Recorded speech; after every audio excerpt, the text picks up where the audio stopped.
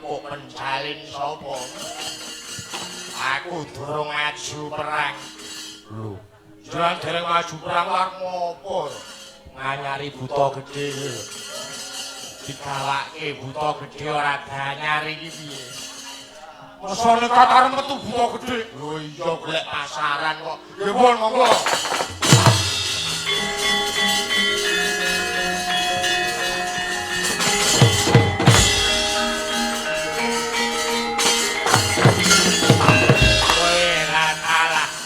Iki wadyabala ujung gripik sing pungkasan saketok kadigdayanku sawanganku dadi apa?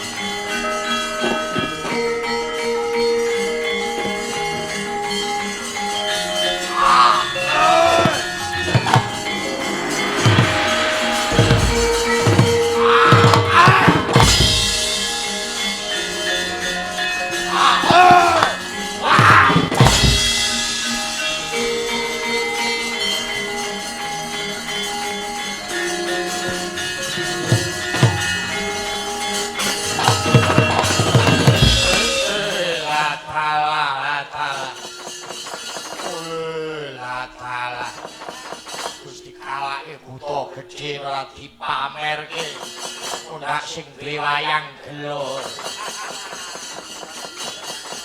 ndak sing duwe wayang gelo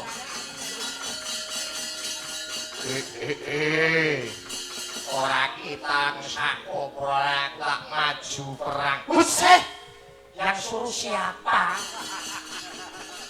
sing akon sapa ora sakane tokok kowe ngopo mbilung